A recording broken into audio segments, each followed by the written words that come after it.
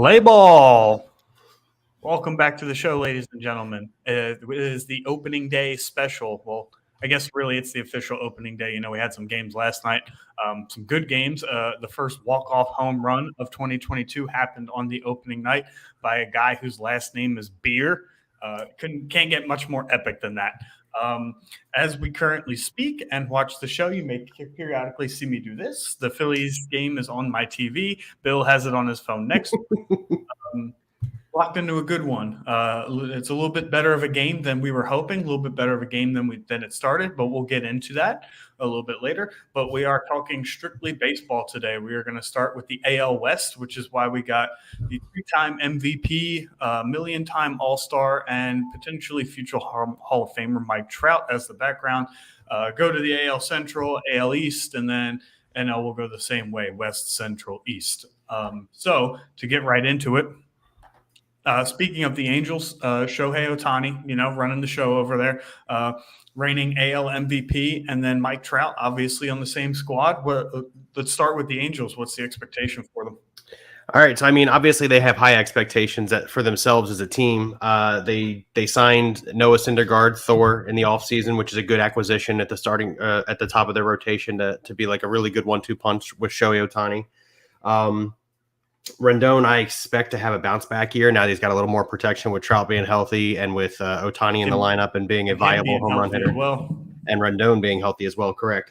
So I have the Angels winning 88 games after only winning 77 last year. 88 and 74 for the Angels for me. I kind of say that they're going to be like an 83 win team. This is a team that, on paper, they've always got the talent, and Trout's been hurt the last couple of years. I think that's just from, carrying the Angels franchise for several years. Without him, they kind of would have been nobodies. Hopefully he does stay healthy this year, though. Hopefully Shohei Ohtani holds up, and I think they potentially are an 88 to 90 win team. I think that's their ceiling. However, I don't think they get there. I still have questions about the bullpen. I still have questions about the starting rotation. Is Thor going to come back and pitch the way that he can? Is he going to stay healthy a whole season? We'll have to just wait and see, I guess. But for the time being, I think there's too many question marks for me to commit that they are a real contending team, let alone division winners in the AL West. So I'm going to go ahead and say that they win 83 games, probably 83, 70, 77, or 79, something like that. Okay. I like it. But yeah, no, there's no doubt that they have surefire talent on that team. Obviously, the AL frontrunner for MVP already, as we discussed earlier in a private chat, Shohei Ohtani odds are plus 350, which I think are, a little high considering the type of things that he does and how he will garner MVP votes because he's both pitcher and hitter. So I was surprised by that. But, right behind him is his teammate Mike Trout at 450. And then Vladdy Jr. is all the way at plus 700. So we'll get into him a little bit later when we talk about the AL East. But as far as the Angels go, I think their potential is 88 to 90 wins, somewhere in there. I just can't see it. I still have question marks about the pitching.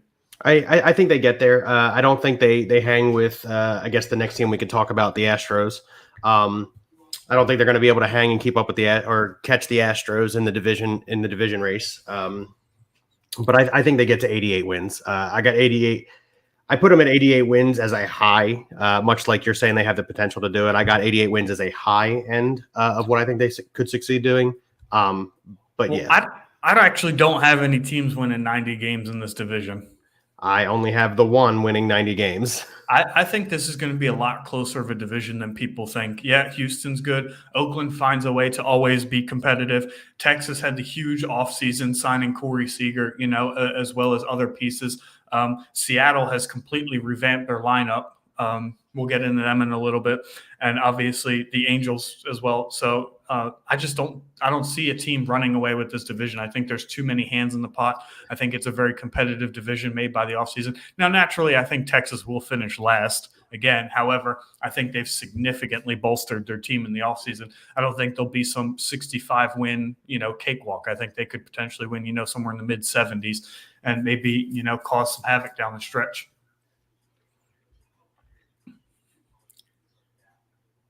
Sorry, Gene Segura did double. Yeah. Sorry. I'm listening. Yeah, no, I mean, I'm with you. This is going to be a good division. I don't have any team completely dominating any other team. I have the A's in last. They took a lot of hits. They had a fire sale go on right up against the season this year. They trade Manea. They get Bassett signed with another team. We'll talk about the team he signed with later. They trade Chapman to the Braves. I'm sorry, they trade Chapman to the Jays, and they trade Olsen to the Braves. Yeah.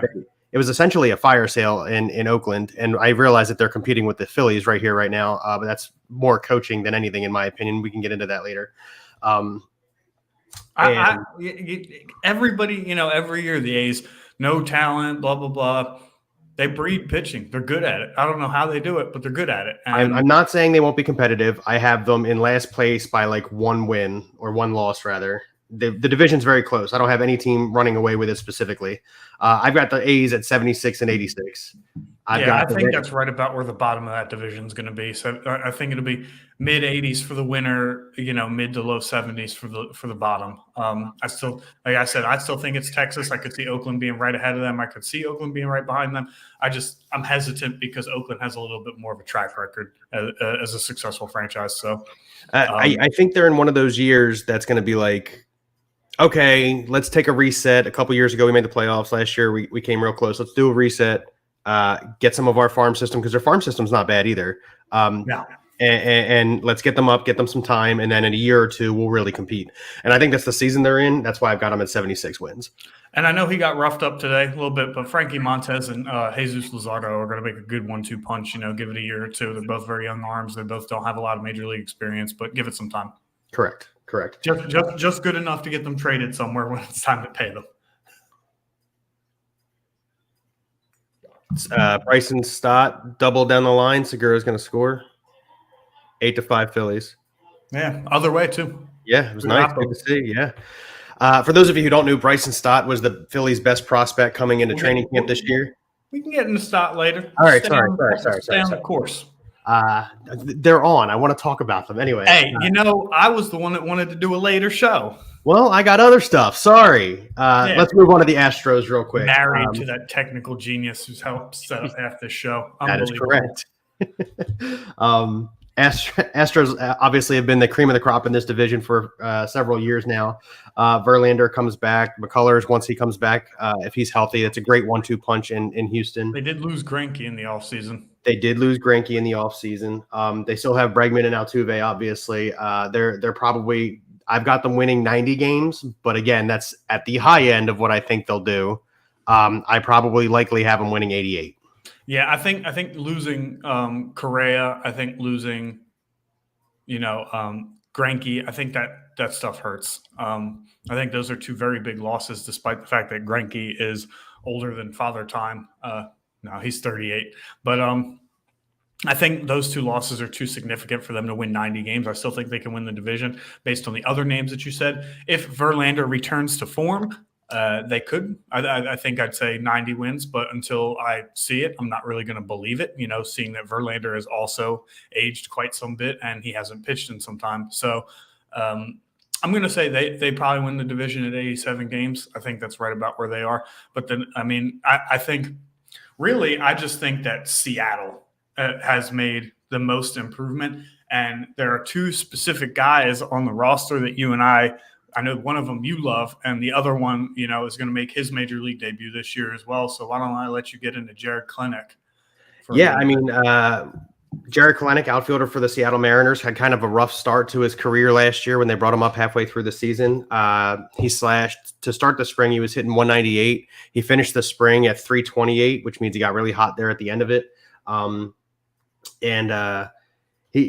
When we did our show last year, Timmy was on with us and we were talking about prospects and where they rank and stuff like that for baseball. And Kelenic, I think, was ranked number 6 or 7 in the country. And I've been high on this kid for a long time. So combining him with the guy that you like, which I'll let you get into, they're going to be a great outfielding duo for a long time. And I think this year is the start of it. I have the Mariners predicted to win 86 games with these two young studs leading the way. Tell us about your guy, though. Yeah, so Seattle obviously made quite a few huge additions in the form of Jesse Winker, who had an outstanding season in Cincinnati, Yeah, and Winker. Robbie Ray. So they finally got somebody coming off what looked to be a true ace season. We'll see if Robbie Ray can follow up, because the previous years to that he kind of had a rough go of it out there in Arizona. But we'll see if this is more of a consistent thing for him. So far, so good for them, though. Through 6, Seattle is beating Minnesota 2-1 in the first game of a doubleheader. Their opening game yet last night got postponed. The guy I want to talk about, though, is Julio Rodriguez. His MLB career is off to an 0-for-3 with 2 strikeout start. However, do not let that fool you. This is an individual who's been in the top 10 MLB prospects the last 2 years, including getting as high as number 4 last year. So I think between Colenic and Julio Rodriguez, maybe they don't burst onto the scene this year, but they'll get some good development. And I think that Seattle has added enough. Adam Frazier, Jesse Winker at the top, 2 guys that can hit at the top of the lineup and provide runs. And adding Robbie Ray, I think with that combined with the fire sale from Oakland, I think that is enough to catapult them into the same area as the Angels. I'll go ahead and give them 84 wins. Maybe 85, somewhere in that neighborhood. 84, I think the Angels and Mariners are going to kind of keep it close for second place, in my opinion. Yeah, and that's where I'm at. I've got them winning 1 game difference between the 2 of them. They're just, it's a matter, it's a 2-headed monster between them. The Angels have trouble staying healthy and pitching, and the Mariners, they're just young. So it's really all a matter of what comes around. You guys are like arguing about the play that happened while we're sitting here trying to do a podcast. Yeah, argue somewhere else. Yeah. Yes. So the last team that we got to talk about, we already touched on them just a little bit, the Rangers in this division. I have them winning. So like I said, I have the A's at 76. I have the Rangers winning 78 games. The A's last in the division. The Rangers did do a lot of transactions. Sonny Gray, Simeon, Brad Miller. These are signings that aren't like jump off the page signings, but they're going to help. Brad Miller, who was a good bench player for the Phillies last year. That is correct. These are good signings that are going to make the team better than they were. I think they realize that it's time to rebuild, and they are actually rebuilding, which is better than a lot of the teams in the league, like the Pirates and the A's and Orioles, for instance. We'll get into those teams, but who have just decided to not be competitive. Schwarber with a single and another run scored, 9-5 Phillies. So, yeah, again, Rangers. I got the Rangers at 78 wins. And, yeah. I think the Rangers actually have one of the that organization has some of the most top 100 prospects, if I'm not mistaken, too. So they have quite a farm system that's that in the pipeline, ready to go. So I do not think that they will be competitive this year. I'm honestly shocked Corey Seager signed there. However, he did. Chasing that 10-year, $325 million contract. So I guess when you get offered that kind of money, it's not really surprising. However, if you're looking for competition, if you're looking to win, then it's a little surprising that he did that. That being said, yeah, I have them somewhere in the mid to high 70s, 77, 76 wins maybe. I think in the same speak as the Angels and Mariners kind of competing for second place. That's kind of how I look at the A's and Rangers, is like, whatever you can do, I can do worse. Yeah. Really, I think it'll just come down to health. Which team has the more healthy players is the one who doesn't finish in last in that division, really. Yeah. And I completely agree with that statement. Moving on to the AL Central. The White Sox looking to, kind of rebound after a disappointing playoffs last year. Tony La Russa is still the manager there, so maybe some things have, I remember this time last year and throughout the season last year, we were kind of hammering on the way Tony La Russa seemed to manage that team. Maybe something has turned around in the offseason. Maybe he got his guys together. Maybe he lightened up a little bit. Who knows? Only time will tell. However, they look very healthy this year. Luis Robert should be back. Lucas Giolito starting for them tonight. They still have good pitching up there. So it's a young team that they'll still have some kinks. I think Andrew Vaughn's about 23, Luis Roberts very young, Eloy Jimenez is a very young player. So I mean, and they're led by Tim Anderson, and he's the life of the White Sox. He's been around for some time, and he's just the veteran presence amongst a lineup full of young people. What are your expectations for the White Sox?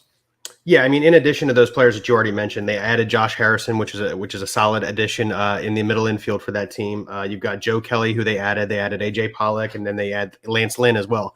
These are veterans. They know how to handle Kelly themselves. is the hero that we all deserve and needed. I agree that Joe Kelly is the hero that we all deserved and needed. And let's not forget who else they added to bolster either their bullpen or their starting rotation in Vince Velasquez, the mighty VV. Oh, yeah, dude. And they're really going to win a World Series now.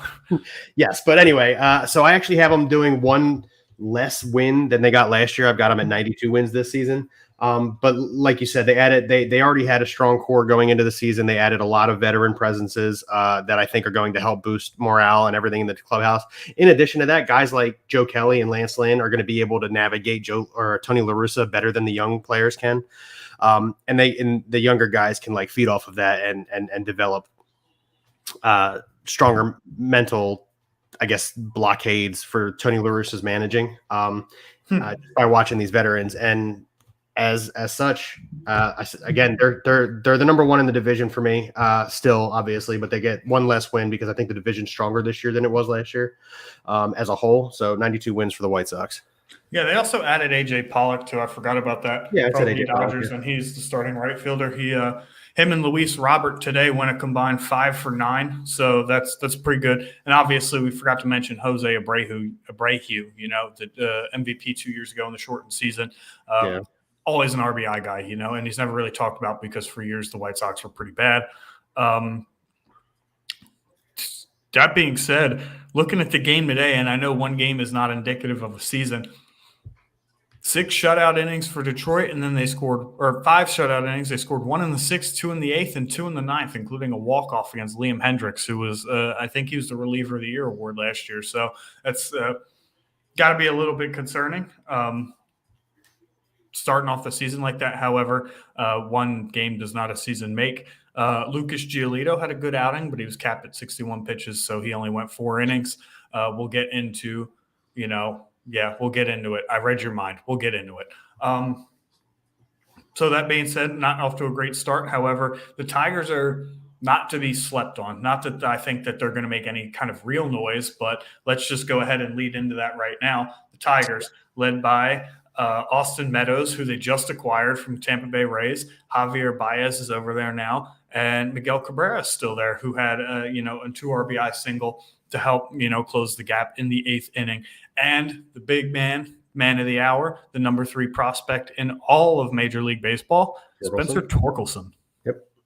Yeah. I wanted to talk about they also overpaid the crap out of Javier Baez, and I want to say it like that specifically because they overpaid the crap out of Javier Baez. Now, it doesn't mean he's not a good addition to the team. Doesn't mean he's not going to make the team better because he is. But they overpaid the crap out of Javier Baez. Oh, absolutely. Tucker Barnhart. They paid for a name. Yeah, they paid for his name. You're 100% right. Tucker Barnhart, catcher from the Reds last year, goes over there. And I can't remember if they had Jonathan Scoop before or if he's a new addition. I think he's been there for some time. Okay, so I think I don't know if he's been there his whole career, but he's been there quite. No, he was an Oriole for some time. I just don't remember when the transfer happened. But anyway, Scoop is a good second baseman. He's going to pair really well with Javier Baez, and obviously Austin Meadows in the outfield now. I think the Tigers are the only competition in this division for the White Sox. If somebody is threatening their division. Oh, wait, hang on. That's not true. I changed I scrolled down a little bit and saw a different team, but we'll get into that team. However, the Tigers are one of the competitions for the White Sox in this division. I've got them at 88 wins. Miguel Cabrera is a Hall of Famer. I don't think anybody on the planet is going to deny that Miguel Cabrera is a Hall of Famer. And again, with the additions of Baez and Barnhart, I know I'm just like rambling and repeating myself at this point, but the team got better, which is extremely important in a division like the one that they're in, where just like the previous division, the winner of this division only going to win 90 to 92 games.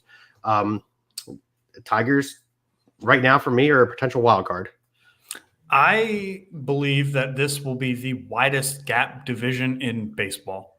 There would have to be a significant amount of injuries, in my opinion, on the White Sox side for them not to run away with this division. If you look at the other teams in this division, what? How many wins did you say the White Sox are going to get?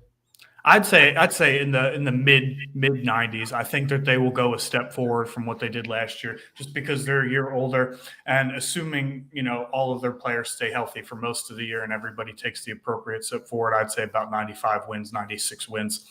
If you look at the rest of the teams in this division, Cleveland's fire sale. Outside of Shane Bieber, Jose Ramirez, not much going on over there.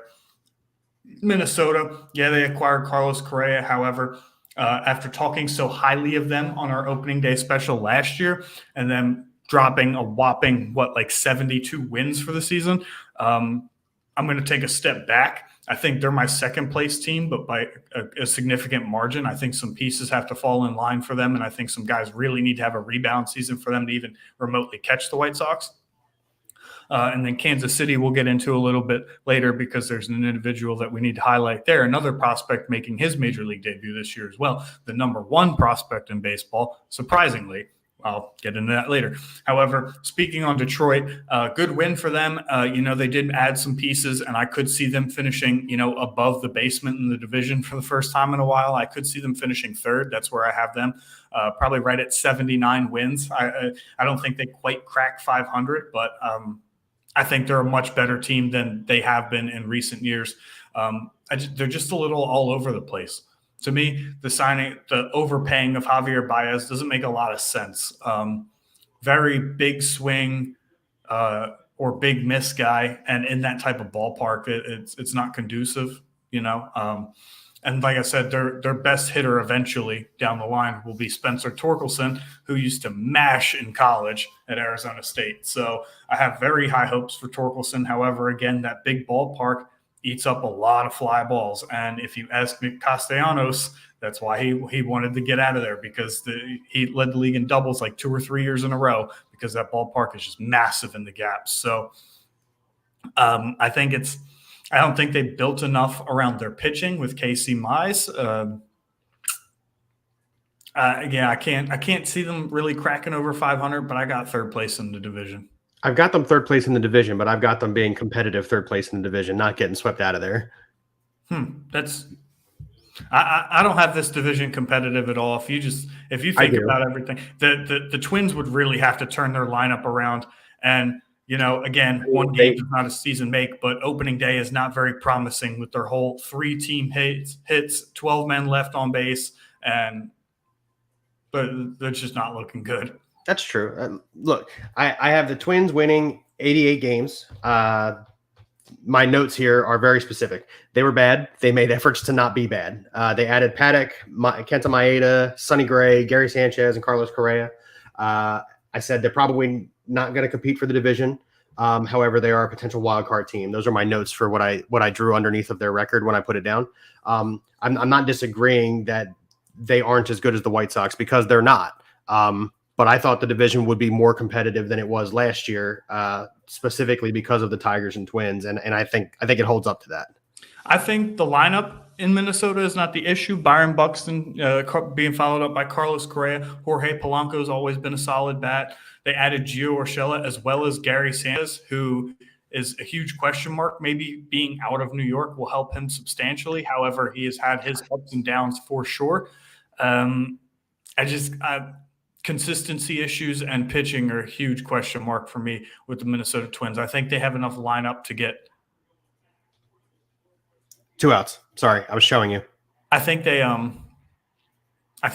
have enough firepower to get above 500, but I don't really think they have enough pitching to catch the White Sox. So I'm going to go ahead and say they finish with about 84 wins, and that the White Sox walk away with this division by mid-September. Okay, let's touch on the Guardians real quick before we go into the team we both want to talk about.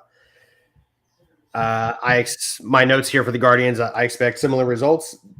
Off-season didn't include any huge signings. They were kind of a fire sale. They did sign Ahmed Rosario, and they got Austin Hedges. It's not enough to be competitive through 162 games. I got them winning 70 games. I cannot imagine that Jose Ramirez and Shane Bieber finished the season in Cleveland. Correct, yeah. One, you're already trying to sell. Two, you owe these guys. I think Bieber's up for his second year of arbitration at this point. Teams are always going to be looking for arms. You can command a huge haul, especially because he'll have his third year of arbitration next year, so there's some retainability with that. He's going to be on the move. Jose Ramirez is going to be on the move. Everybody loves a switch hitting third baseman that can hit anywhere in the lineup. So I think this is the year that they finally deal those guys. I think they move off of them. That this is a team that is definitely not moving in a winning direction. And the usage of Tristan McKenzie is interesting too, because he was coming up as one of the most highly sought after starting pitching prospects, for a while. That was so smooth. He's been in and out of the bullpen for a lot of his career. He just, relieved the game that Bieber pitched 4 1/3 in an opening day. So it's his usage is interesting. Phillies win. Ring it. They let Knebel close the ninth. They did, yeah. We'll get into the Phillies. Yeah, I'm with you. Bieber won't be on the team. I mean, I say he won't be on the team, but he won't be on the team.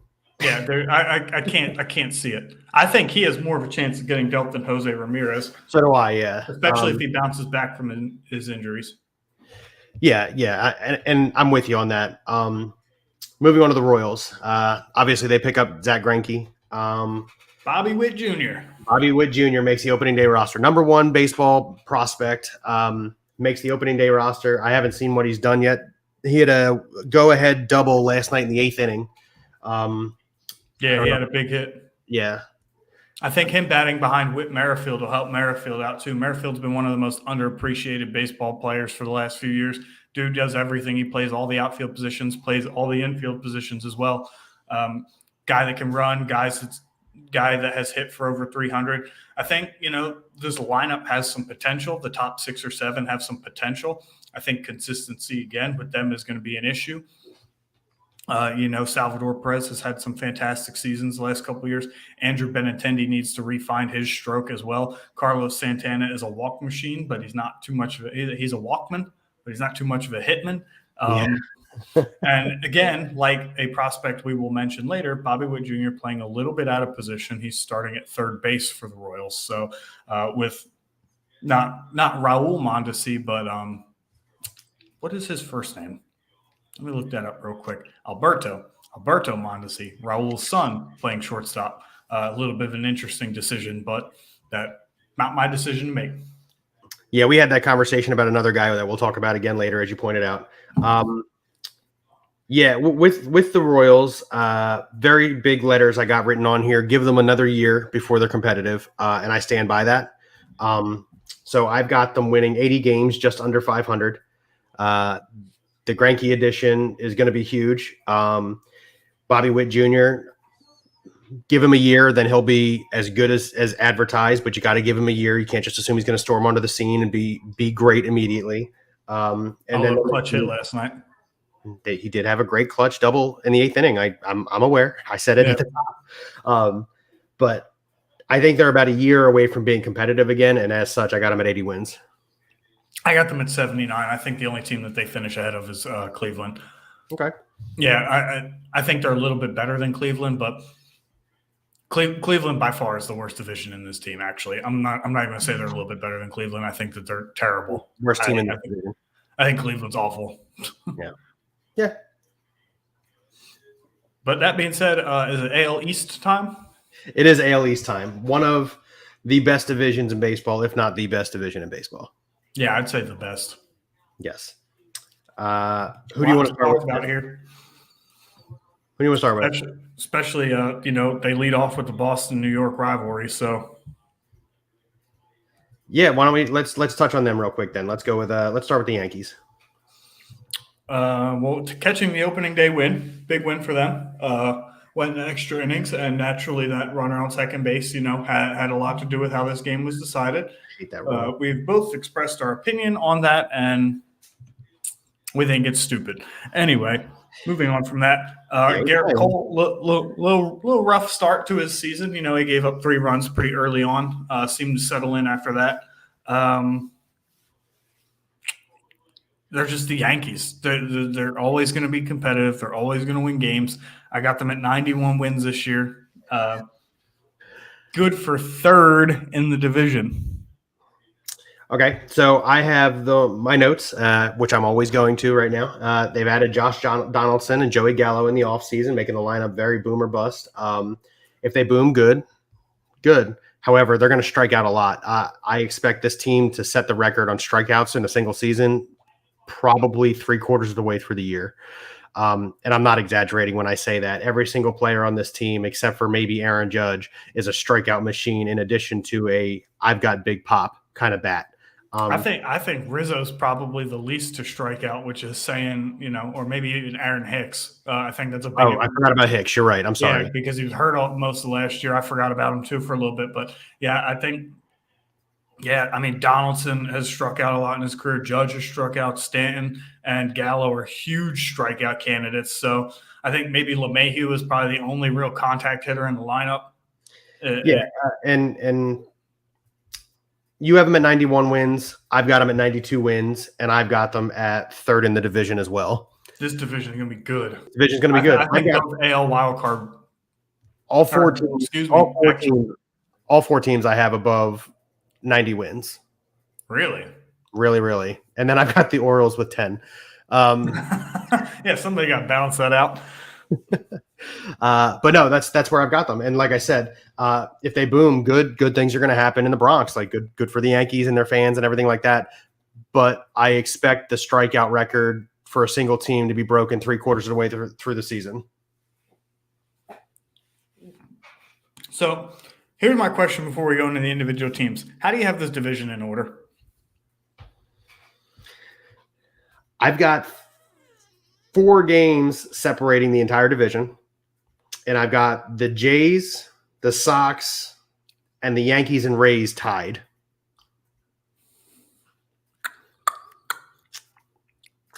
I keep looking at it, and I keep changing it. And again, it's by the Jays with 95 wins, the Red Sox with 93, and the Rays and Yankees with 92 apiece. Like, that's how close I've got this division. The big question for me about the Jays is the pitching. They lost Robbie Ray in the offseason. Big loss. That lineup is going to hit. Yeah, it's going to – of another team we're going to talk about. Probably that lineup is going to rake baseballs. Yeah. And at that point, yes, you need pitching to get you – but their pitching isn't weak. It's just not elite strong. They're pitchers that average 3.5, 4 ERAs, and with a lineup like this, it's going to put up 5.5 runs a game. I don't think it's going to be that big of a deal for the pitching. So the addition of Jose Barrios for a whole season will really help them out too. But man, that lineup's going to hit. Bo Bichette, Gavin Biggio, George Springer, Vlad Jr., Teoscar Hernandez, Gurriel Jr. Yeah. Matt Chapman. I mean, at the bottom, this lineup is going to rake. Yeah, and the addition of Matt Chapman makes their defense that much better too. Not that they're strong defensively anywhere. I'd say Biggio and Chapman are probably their best defenders. But I was watching a preseason game between the Blue Jays and the Phillies, and the announcer, because they only do one or the other broadcast, it was the Blue Jays announcers at this point in time. They said that when Matt Chapman was signed, he went over to Bo Bichette and was like, "Listen, I'll tell you when the ball's coming, if I'm getting it. And if I am, you can stand still. It's my ball. If not, then you can make a play." Yeah, I don't think Bo Bichette's going to have to worry about too many backhanders in the hole. I think that's pretty much covered for him. Yeah. So the defense gets better. The pitching does take a hit with the loss of Robbie Ray, but again, with the way the lineup is going to rake, with the huge addition of Matt Chapman. Who else did they get? Why am I missing somebody? George Springer. They got him in the trade deadline last year, right? Yeah.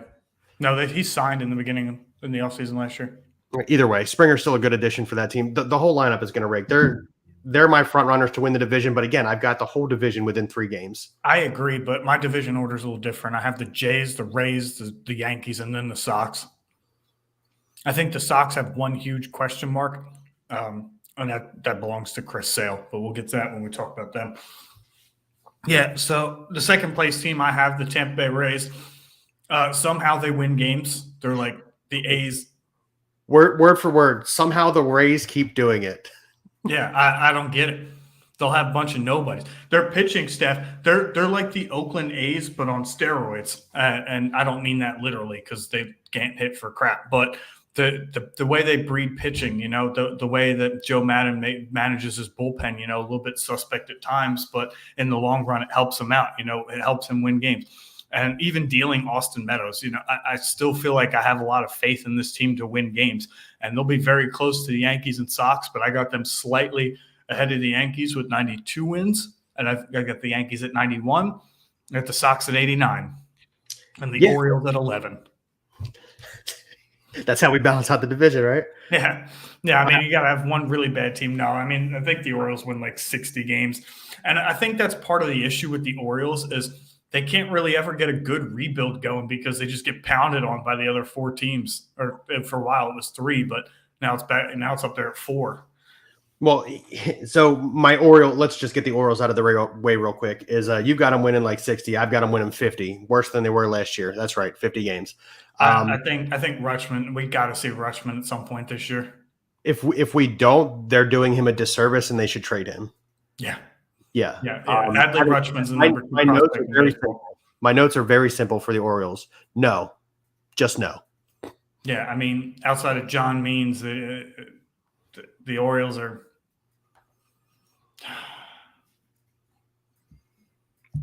there's not much to say about the Orioles, and it's not entirely their fault. Like I just said, the rest of the division's a juggernaut. Yeah, the rest of we said it before we even started the division. This is one of it is the best division in baseball. You could put the NL East winner in the AL East, and they'll probably finish in 4th place if they're lucky. Last year they would have finished in last. And that's not even just based on win totals because then you have to flip their whole schedule around. The AL East, I mean, you could take any division winner, maybe outside of the White Sox, and I don't think any of them finish above 3rd. Yeah, this is definitely the best division in baseball.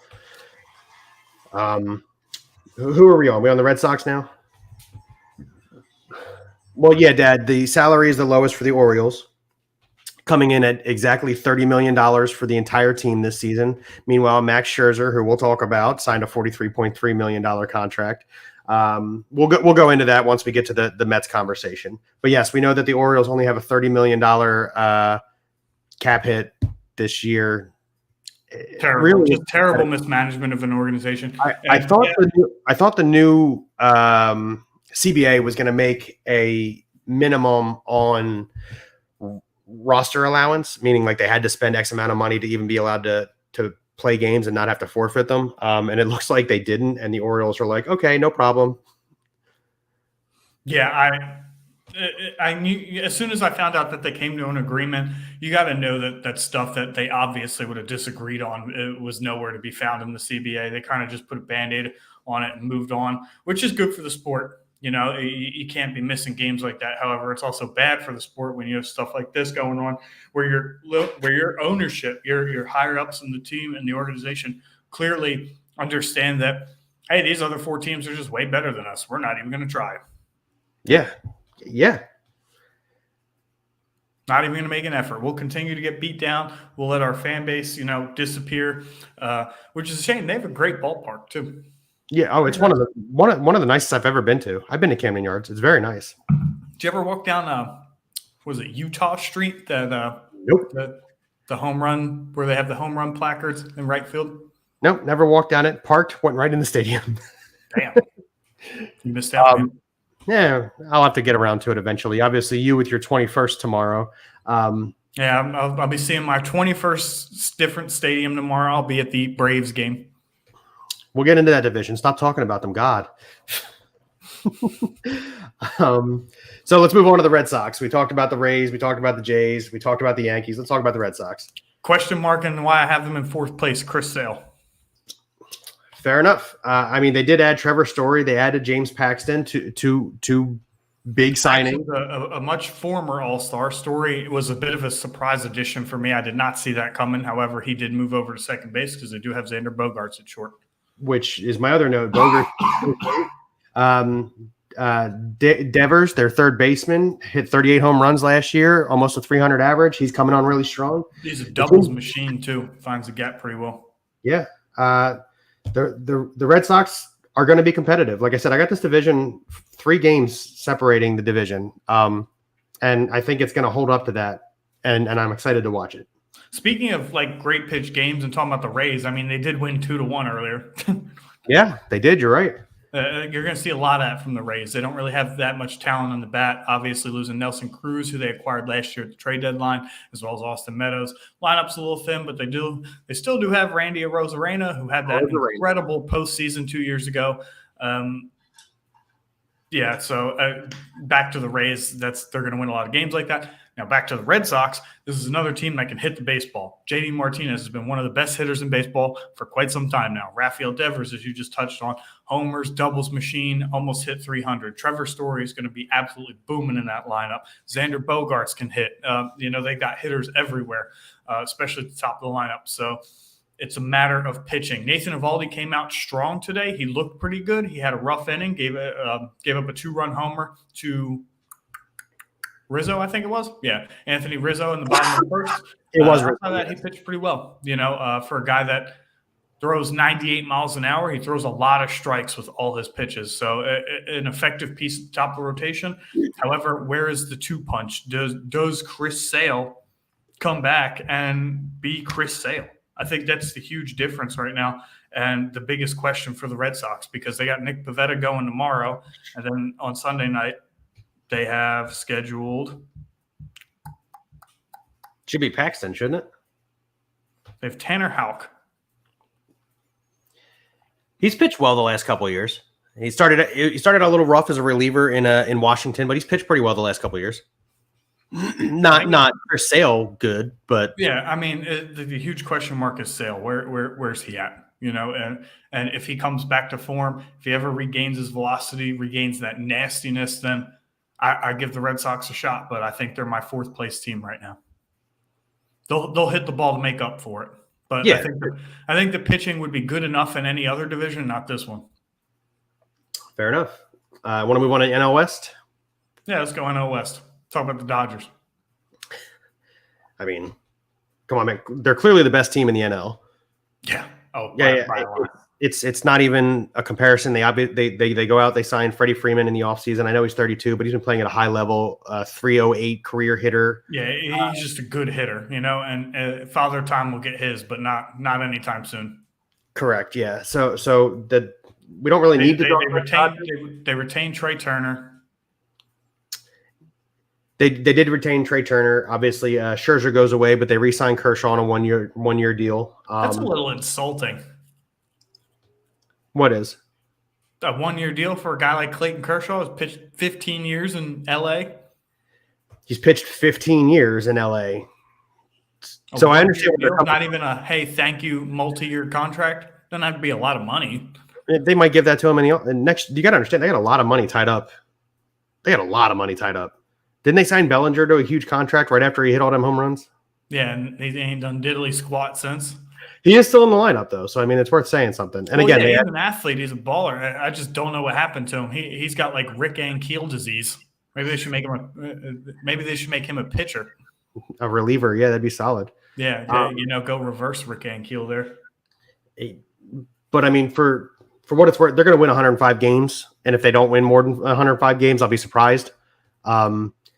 They're again. Julio Rodriguez, good pitcher. They have good pitching. They have good hitting. Kenley Jansen is gone.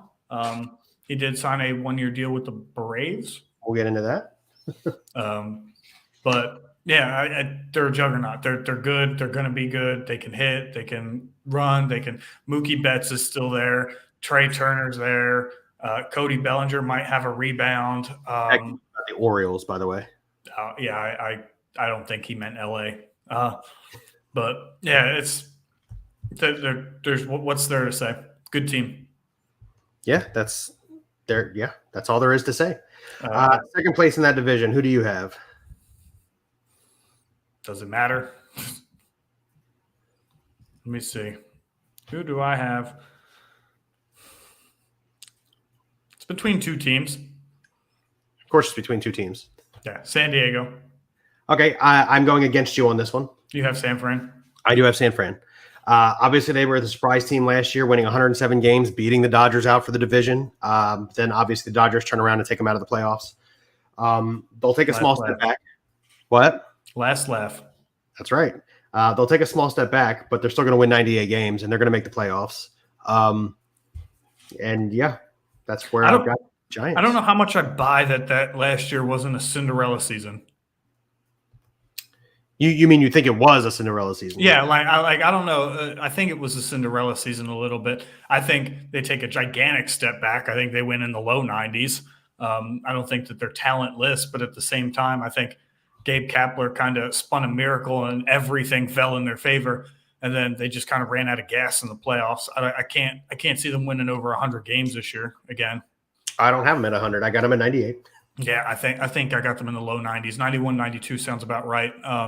Mostly because Colorado and Arizona are in the division, so the other teams, three teams, should benefit from beating up on them 19 times a year. But I think they're third place in the division. I just don't think that they have enough in the lineup to keep up with the other two teams. And I think that San Diego, who we will talk about after this, will probably stay a little bit healthier this year. Can't expect Tatis to miss as much time this year as he did last year, which obviously played a big part. And the pitching over in San Diego, I think, goes par for par, and I think the lineup's just a little bit better. So I got San Diego finishing above the Giants, but back to the Giants. They have great bullpen. They always have. Gabe Kapler, like I said, fits that team like a glove, the way that he manages his pitching staff and the way that they play a little bit of small ball. They don't have any huge heavy hitters in the lineup. So 92 wins will be my final projection for them. 92-70. Sounds like a good record for them. Could make the playoffs. That's actually what I have the Padres winning, 92-70. Okay, I have the Padres at 96 wins. Okay, so we're just on opposite ends of it. Yeah, I think they're a little bit better. And I think it's hard to predict injuries right now. So I'm gonna go out on a limb and say, assuming everybody stays healthy for the whole season, which is obviously not going to happen, but you can't predict who's going to get hurt and when. If Tatis stays healthy, if Hosmer stays healthy, if Cronenworth stays healthy, they have sticks all over the lineup. Machado stays healthy. Darvish spun an absolute gem last night, and they ended up losing that game. Like I said, a walk-off by a guy named Seth Beer, who sounds like he's on a dad's volleyball team. That was bad luck. I think San Diego's got second place in the division relatively easy as long as they stay healthy. I think they're aged enough. I think they're grown up enough. I think they'll be just fine. All right, fair enough. I can't see anybody beating the Dodgers though. No. I mean, I think the entire league is in agreement on the Dodgers are the cream of the crop right now. Talk about the Rockies real quick. They added Chris Bryant, another player grossly overpaid. Let's talk about that for a second. I want to talk about that. Yeah, that was a terrible contract for a guy who hasn't really produced a whole lot the last couple of years. In addition to that, he went to a team that has absolutely no shot at winning. Basically, in my opinion, and the way I look at it, I hate to say these words because every team needs to field a full roster.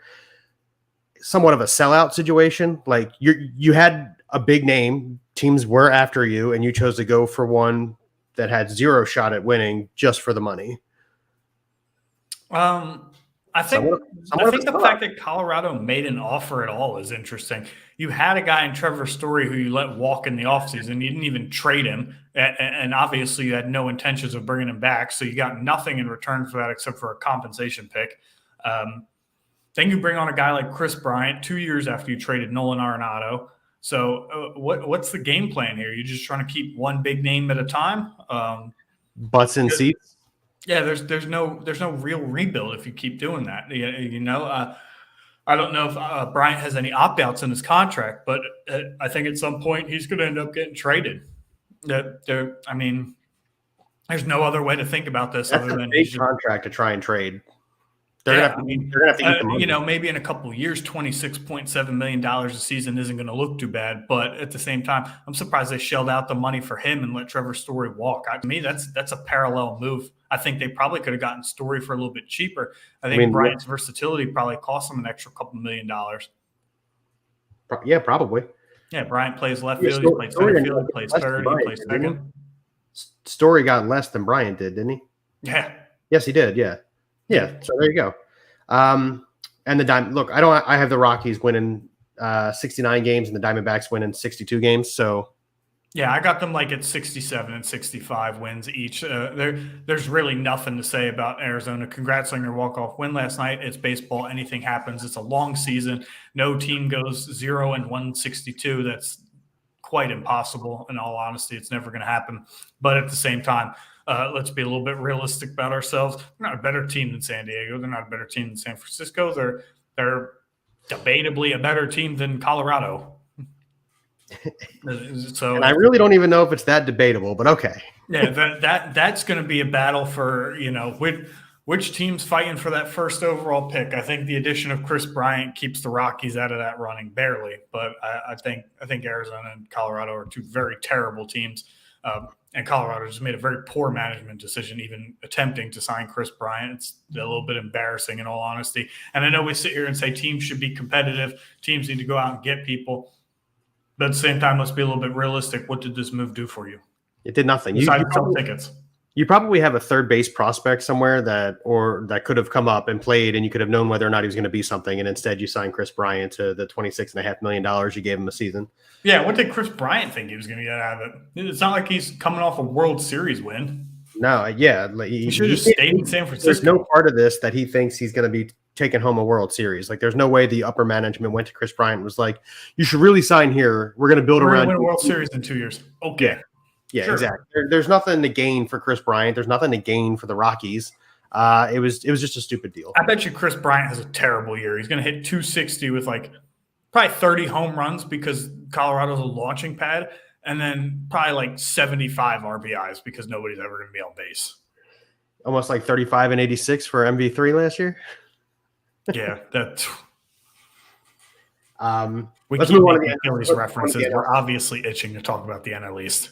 Yeah, let's move through the Central. Let's go through the Central. We'll do the East last. Let's go through the Central.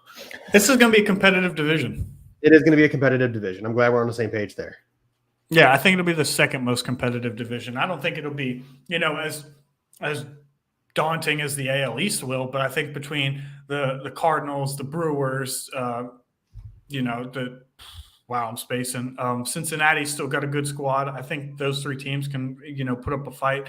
And the Cubs, I know they've been down the last couple of years, but something's telling me the Cubs got something in them, not to win the division, but I think they can, make a run there.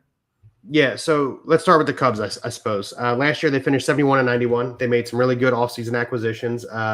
They obviously sold off the Baez's and the Rizzos and stuff like that. They pick up Andrelton Simmons, Madrigal, Villar, and Marcus Stroman. That's an interesting signing, Nick Madrigal, who was on pace to strike out, I think, 32 times for a 162-game season, and that is unheard of. No. Just no. Yeah, that's a tough sell for me. I love Jack Flaherty as a pitcher. That is a tough sell for me. Look, here's the other big thing for the Cubs is they get Seiya Suzuki. You and I had an entire episode where we talked about him, I think a month and a half ago.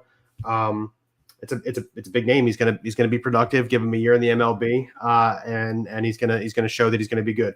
I have the Cubbies at 82 wins, just over 500. The division to me is still competitive, but I also don't have any team winning 100 games. So no. competitive is relative in this division.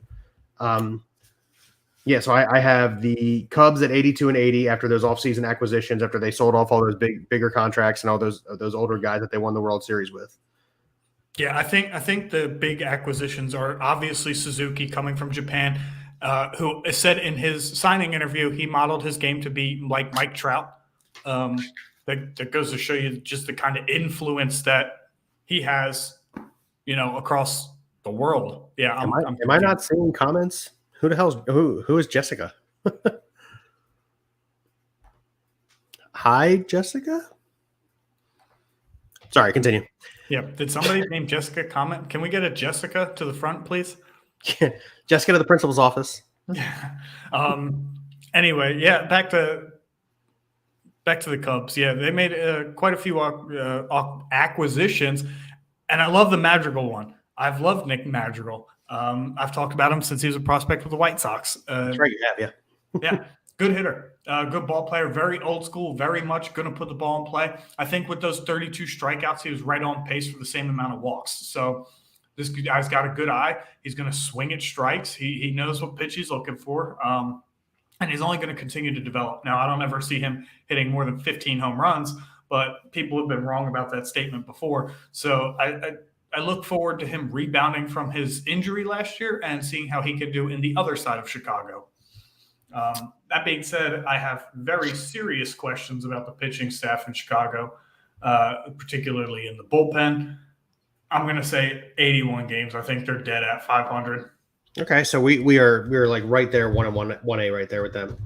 Let's go on to the Reds because you talked about the Reds a little bit. Obviously, losing Nick Castellanos is going to be big, but the team's going to stay competitive. As you pointed out, they're not a bad team. And Winker are gone. I keep forgetting about Winker. You're right. So they lose them both, but the team is still going to be competitive. They finished 83 and 79 last year. I've got them just under 500 at 80 and 82. Yeah, I think this division is going to be just competitive in the low to mid 80s. I actually don't think I give one team an outside shot to win 90 games, but I don't think that they'll get it done either. So I got everybody winning 80 some games or in the 70s somewhere. One team in the 70s and then one team in the 60s. Can you guess that one team in the 60s? Is it the second smallest salary? Team payroll in the league? Yes, it is. Pittsburgh Pirates, for those of you who don't know, $36.3 million. But back to the Cincinnati Reds, the offense has never been an issue there. First off, they play in Great American Ballpark, which still has the longest streak of consecutive games with a home run hit in it. I think it was like well over 200. It's like 217 or something like that. It was a massive streak. Pitching for the Reds is going to be suspect. It always has been. It's always been their problem. Sonny Gray came over there and was fantastic for a little while. He's been hurt and not so good at times, but I keep repeating it over and over and over again with these fringe teams. Pitching is the issue. And then there are guys like Shane Bieber on other teams that aren't going to compete. You need to go out and get these guys. Get the John Grays, get the Shane Biebers. I think you're going to see a massive buying of pitchers at the deadline this year. I think this is going to be the year where teams finally go ahead and commit to being in the playoffs with the extra playoff spots being available. I think that gives a wider view of teams that are actually going to be in the running. So I believe that this will be a more active deadline than we've seen in the past. For those of you that don't know, they added one more playoff spot in each league. So Correct. There'll be 6 teams. I think it's the top 2 from each division, correct? It doesn't always play out to be the top 2 in each division, but that's how they. I thought it was the top 2 firm. Is it just the best 6? I think it's the best 6. I don't think it's top 2 firm. Okay, that's good for the AL East. That's good. That's very good for the AL East. Because man, could you imagine a team winning like 94 games and watching the playoffs from your couch? Like last year, like the Blue Jays, yeah. Yeah, that'd be infuriating. But that being said, this is a true 2-horse race in my opinion. This division, but there's some room for potentially some upset here. And that being said, let's just get into the bad team right now. Brian Hayes is the only thing exciting about Pittsburgh, and he's the only player that anybody's actually going to talk about. 68 wins. 64. I think they're going to be pretty bad. Fair enough. All right, moving on. Yep, cool. So obviously we talked about this being like a 2-horse race. I've got the Brewers and Cardinals really close to each other. I got 87 and 88. I've got 87 and 88 as well. I've got the Brewers taking the division. Yeah, I have the Brewers taking it. That 1-2 punch at the top of the rotation I think that's going to carry them. Yes, Wainwright looked fantastic last year. Jack Flaherty had a great start to last year. He kind of fell off a little bit. I think Corbin Burns and Brandon Woodruff are too good at this point. For some time, you and I have debated, and I mean sometime, like last year we talked about, the year before that, them being, maybe the most suspect aces, if you would. And then last year, Corbin Burns breaks a record for most consecutive strikeouts to start a year before he walks a batter. And then this is how baseball works. Corbin Burns walks the first batter he sees this year. I love baseball. Yeah, how you go from 58 straight strikeouts last year before your first walk, which I was at the game, he walked somebody, by the way, to walking the first batter of 2022. Yeah. As you pointed out, the Brewers have one of, if not the best 1-2 punch in Corbin Burns and Brandon Woodruff. That'll be a team looking to add a pitcher. And you are absolutely right. At the deadline, they'll be looking to add another arm. They add some veterans. They get Hunter Renfroe from the Red Sox. They turn around and they get Andrew McCutchen, who was a free agent after playing with the Phillies for 3 years. They're the better team out of the two out of the division. They're the best team in the division. But out of them and the Cardinals, I just think that because they've got that 1-2 punch, the better of the 1-2 punches, they're going to win 88 games, and it's going to take the division. I think that these teams are very similar in the way that they're built, and the Brewers are just a hair better at it. You look at the Cardinals have a 1-2 punch at the top of the rotation, and a kind of significant steep drop off after that. Brewers, same deal. Lineup, couple good hitters. You got your Christian Yelich, you got your Lorenzo Cain, you got your Nolan Arenado, you've got your Paul Goldschmidt. Tyler O'Neill. I think the lineup for the Cardinals has more potential, but I think they also have more bust at the same time. You go look at guys like Tyler O'Neill, Harrison Bader. They're great athletes, but O'Neill had a fantastic year. Bader hasn't really scratched the surface of what he can do yet at the plate. You need Arenado to stay healthy. You need Goldschmidt to get off to a good start, which he hasn't done in quite a few years. Even back when he was in Arizona, he's got notoriously slow starts up until about mid-May. They add Corey Dickerson in the offseason. They bring in Steven Matz from the Mets. They brought Albert Pujols back on a 1-year deal, which puts him, Molina, and Wayne. Second to talk about that. 2011 and then 2022, you got Wainwright, Yadier Molina, and Albert Pujols all back together. I mean, all for one more season. They have all came out and said that this is their last year. Do you think Wainwright and Yadi announcing that this was their last year influenced Pujols to go back to St. Louis and be like, yeah, it's going to be my last year too? I think it may have had a small influence on it, but I think the biggest influence is that he just wants money. Yeah, I think he was just willing to go with any team that took him. I think even the Cardinals management kind of wanted to do right by it. I think once they were told this is our last year from Yadi and Wainwright, I think that's when they started to make the push to go get Albert Pujols. I think they said, might as well, we ain't got anybody else play first base. Well, he's going to play DH, yeah. Goldie's still going to maintain the first base duties. Yeah, having said that, this is also a really old team, the Cardinals are. The Brewers are younger. So I think over 162 games, the Brewers just have more life towards the end of the season. And as such, they get it done. In terms of 2-horse races, though, at the division, in any division, to me, this one has the most flip-flop. It has the most volatility in my prediction because anything can happen. One player gets hurt for the Cardinals, like Nolan Arenado gets hurt for the Cardinals for some sort of significant amount of time. I think the Brewers run away with it. I think if Christian Yelich misses significant time, the Cardinals are going to take that division. I think that it's too volatile between these two teams that I can firmly say, yeah, the Brewers are going to win. I just think the Brewers are a little bit better built than the Cardinals. Yeah. You ready to do this? NL East. Let's start at the bottom. The Phillies. No, I'm just fine. Oh, man. I cracked me up. That's fine. You want to start at the bottom? I bet we have different teams.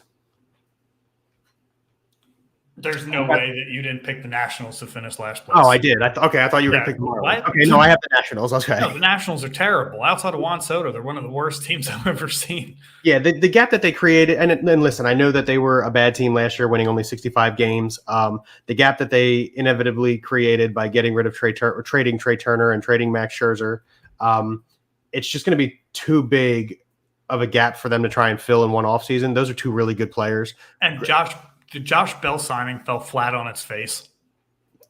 Yeah, that too. Josh Bell was terrible. As you pointed out, though, Juan Soto is the only reason to watch this team at this point.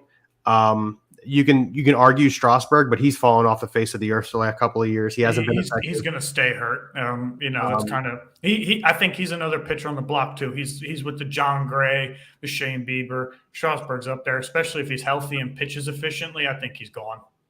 Yeah, so they lose 92 games this year, 70 and 92. I think they might lose more than that. Really? Okay. I don't think they win 70 games, and I don't think. Again, it really has much to do with them. I think it's got to do with a couple of teams in this division, padding their rosters. Speaking of Max Scherzer, I just got the notification from MLB that he is facing off against his former team, the Nationals, this evening, starting now. I'll probably tune into that game. I'll turn it on the second TV, just let it play in the background while Allie and I hang out. But yeah, Nationals are just a bad team right now. Second to last in this division, I have the Miami Marlins. Yeah. I think Marlins have a lot of potential in a couple of years. They're just too young. Correct. I got them winning 79 games, just under the 500 mark. They're going to be competitive in some games. They play the Phillies phenomenally well, which I hope changes. Years. I hope that changes. But they're going to be competitive, but they're going to finish under 500. The addition to Soler is good. Chisholm's going to be phenomenal, but they're just not there yet. So 79 and 83 for me on the Marlins. Yeah, I kind of agree with the assessment of the team. I think that they're just a little too young. Give them a year or two, and I think they'll compete a little bit more. I actually have them pretty close to the third place team. I have them at 79 wins as well. But I think we differ on the third place team. You're going to say the Phillies? No. Oh, then I don't think we differ. I'm going to say the reigning World Series champion Atlanta Braves. Oh, okay, we do differ because I say the New York Mets. Yeah, that's what I figured you were going to say. Here's the reason behind the Mets is it's great that they added Scherzer and DeGrom when healthy, and this is the biggest part of what I'm saying to you is DeGrom when healthy is the best. He's already not. And he's already not healthy. He's already not healthy. Listen, they're going to finish 4 games above 500. They'll win 86 games this year. I got them at 83. I got the Braves at 83. But the Mets are going to unfortunately just suffer from not having the depth that the other two teams in the division found. And then at the deadline, I believe that the Phillies and Braves both add arms. So to me, the Mets finish in third place. Look, at the deadline, it's going to be a really close race, and the Mets could be in first place in the division. I just don't see it holding up. So give me 86 wins for the Mets. To talk about the Mets, I do agree with 86 wins. However, I'll go back to the Braves because I think that they win 83 games. I think the pitching, the starting pitching is there.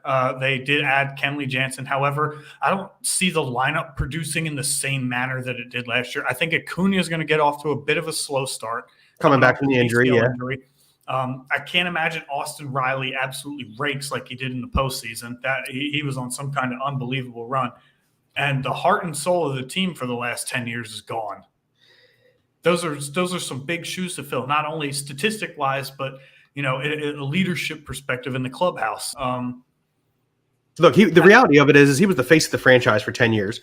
Anybody you want can argue Soroka, they can argue Acuna, they can argue Albies. That's another point. Soroka's out to the middle of the year. He hasn't pitched in a year and a half. That is correct. I guess that's a good reason I don't have them winning the division. So I mean, you've got who led off? You got Max Fried, you've got Charlie Morton, you've got Ian Anderson. And that's a solid 3. I would not classify, and I might get jumped if there are any Braves fans watching. I would not classify any of them as aces. Charlie Morton's 37 years old. Like at some point, he's going to slow down a little bit. He's had fantastic renaissance since he went to Tampa a few years ago and then started going all over the place, back to Houston and then Atlanta, and he's had some success. However, age will catch up to you with your injuries and whatnot. Fried had a phenomenal short season, and then he kind of took a small step back last year. And Ian Anderson just 5-inning guy, and you hate to see that from your number 3 starter. You'd like to see him, while still young, take that step forward. I have no faith in Kyle Wright to be any sort of consistent at all as the number 4, and I don't even know who their number 5 starter is. The bullpen, I think, is a solid. My bone to pick with the Braves is not their pitching. Unlike most teams, I could see them going out and getting a Jose Ramirez. I could see them, going out and acquiring a bat if they're in the division. But I don't think Austin Riley produces, and I think Acuna gets off to a slow start.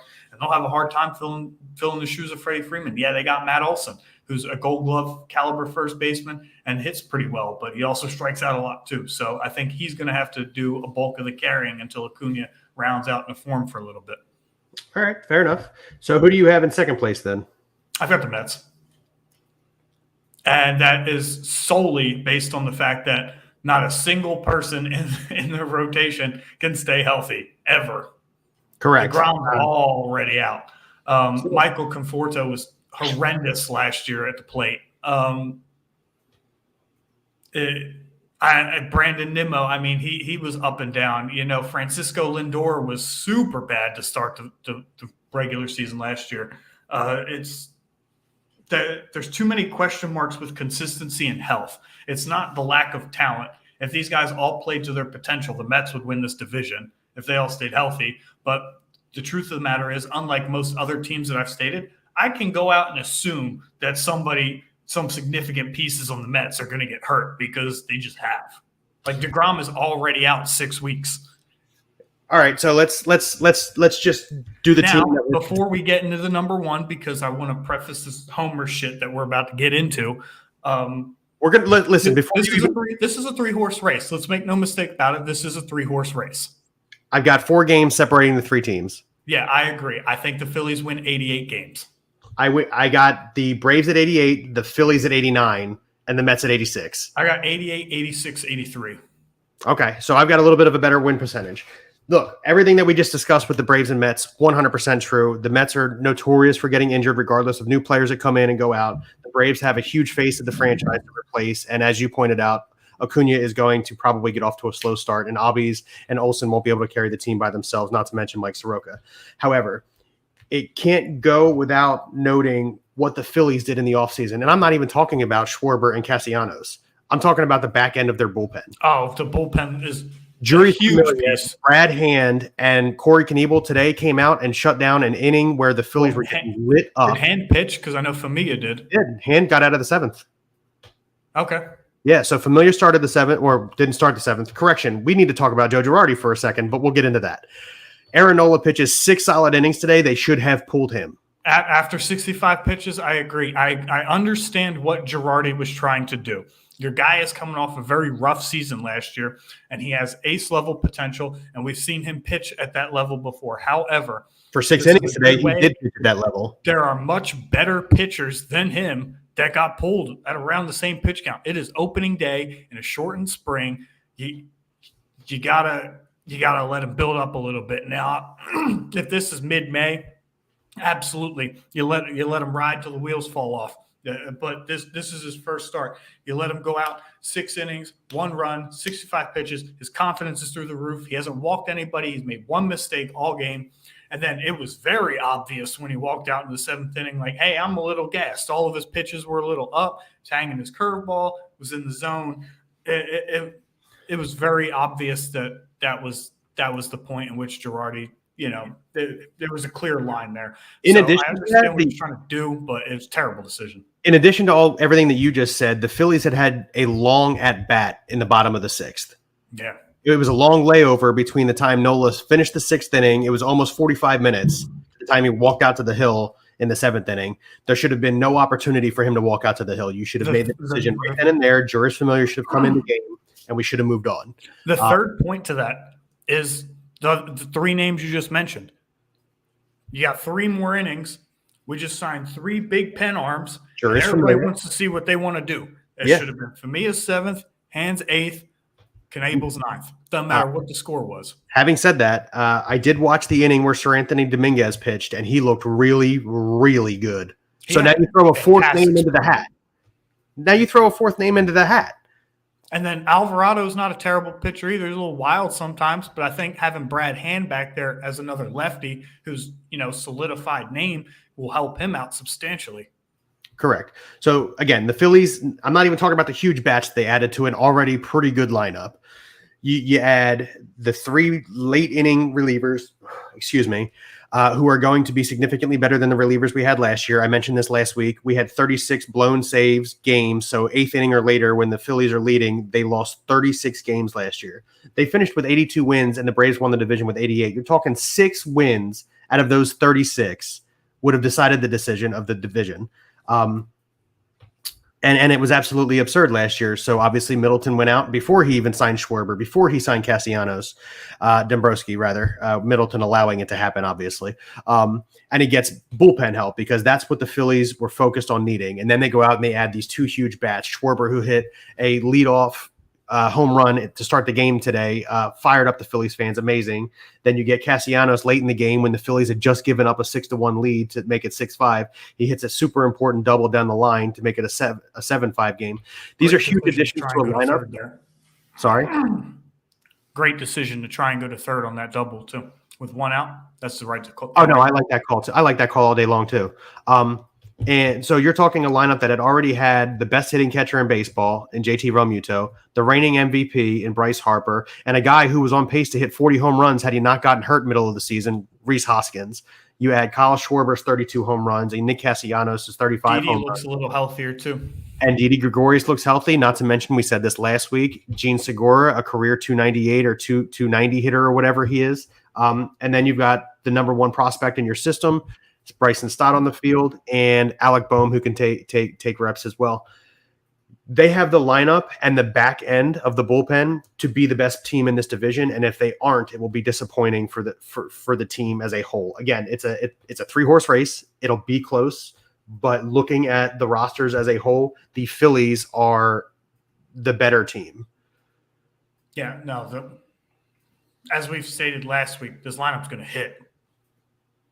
And they hit 9 runs. They scored 9 runs today. 9 runs. It was against an A's team that's a little suspect, but anything can happen. They could have came out and pitched really well, and they took care of business. They did exactly what they were supposed to do. Got a win in front of the fans.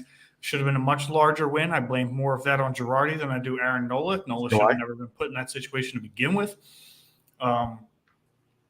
But yeah, I like the Phillies this year. I like them. I do. I'm a little hesitant to put them as a 90-win team. I don't think that they're quite there yet with the other juggernauts of the league, but I think that they have the most potential to win this, especially if Aaron Nola comes out and pitches the way he did the first 6 innings. As long as you get him stretched out and he can do that over 7 innings every start, you're going to have no issues. Even if he only doesn't. I'm not at all concerned. I expect Zach Wheeler to take maybe a half step back. But, it's kind of hard to repeat Cy Youngs, especially for somebody, with the caliber of Wheeler, who's been good. He's never had a great pedigree. He was not some kind of number 1. He was not some Jacob deGrom-esque pitcher when we acquired him. Let's not forget that.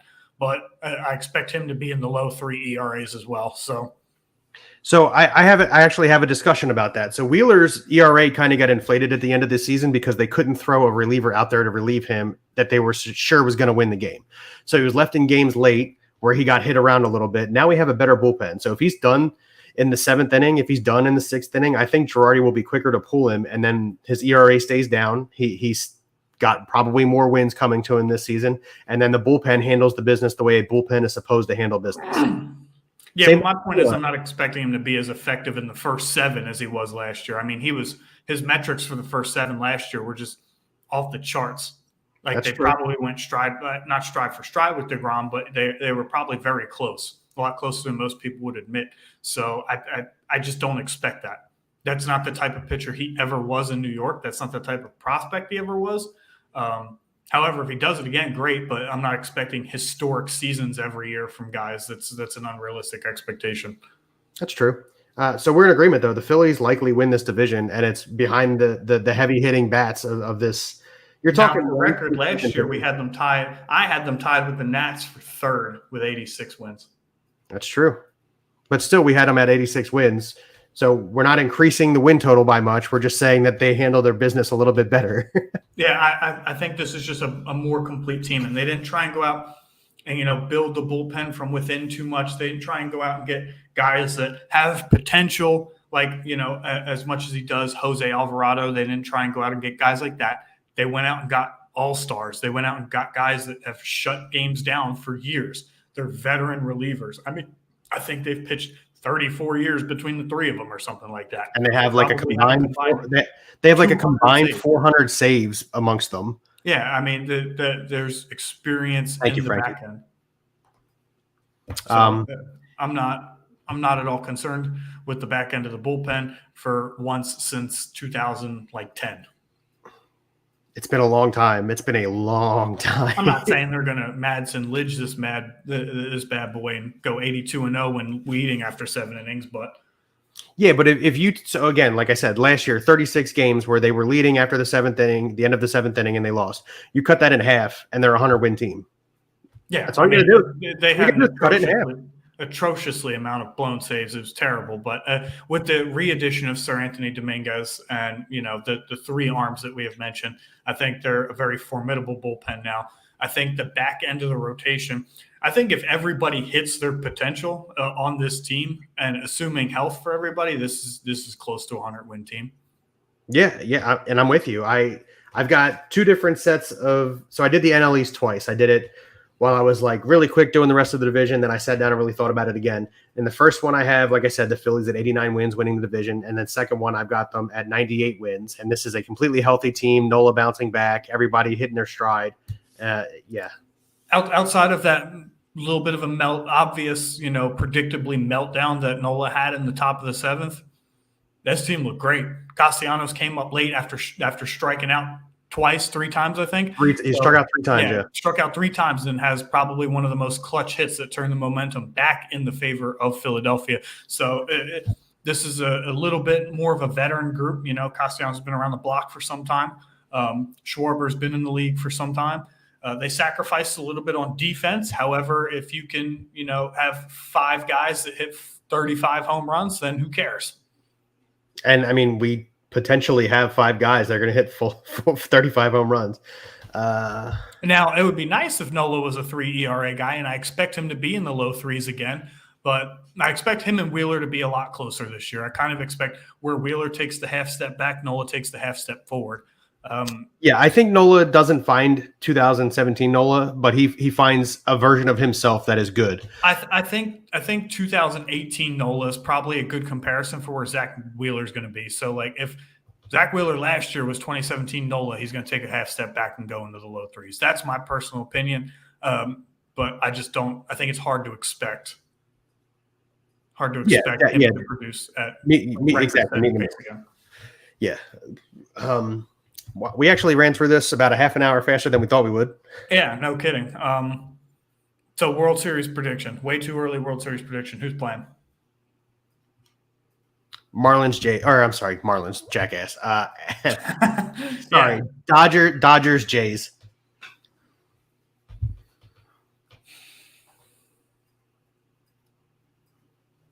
Before you, I want to comment on this. You mean between the pair of them, right, Frankie?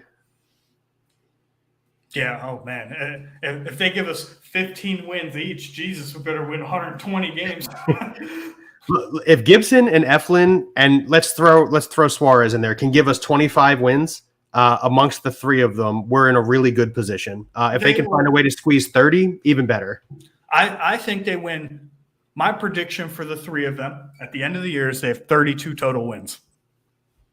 And that's a great spot to be at. 32 total wins for those 3 guys is a great spot. If all 5 of your starting pitchers can get you 10 wins, especially with the bullpen that we have and the offense that we have, that's solid. I'll take it.